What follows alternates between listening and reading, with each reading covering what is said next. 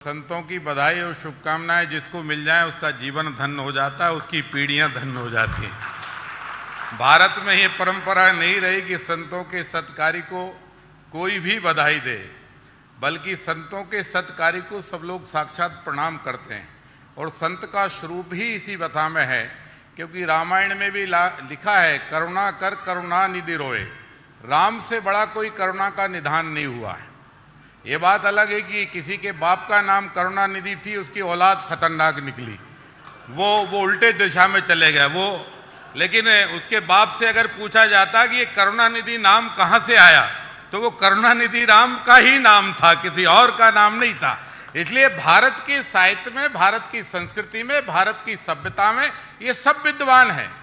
हमने किसी को, दुश्मन को भी रोटी खिलाकर ही मारा है, हमने भूखा किसी को नहीं मारा। ये बात अलग है कि हमने खाना खिलाकर घर उसको सौंप दिया तो हम बाद में पछताते रहे।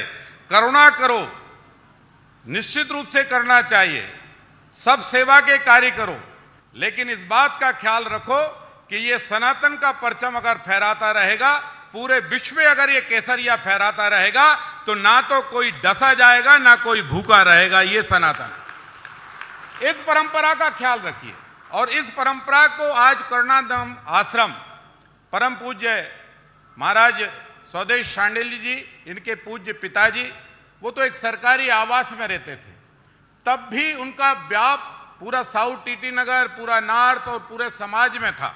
ये 50-60 साल से इस परंपरा, ये साधना की परंपरा इस पीढ़ी में चली आ रही है। आज उस परंपरा को पूज्य शांडिल्य जी महाराज निभा रहे हैं, हम सबको मार्गदर्शन दे रहे हैं और सत मार्ग पर भी चला रहे हैं। और ऐसा भी नहीं है कि यज्ञ ही करते रहो, यज्ञ भी करते रहो और दुष्टों का वध भी करते रहो, दोनों बराबर चलते रहना चाहिए, बिना उसके संभव नहीं है।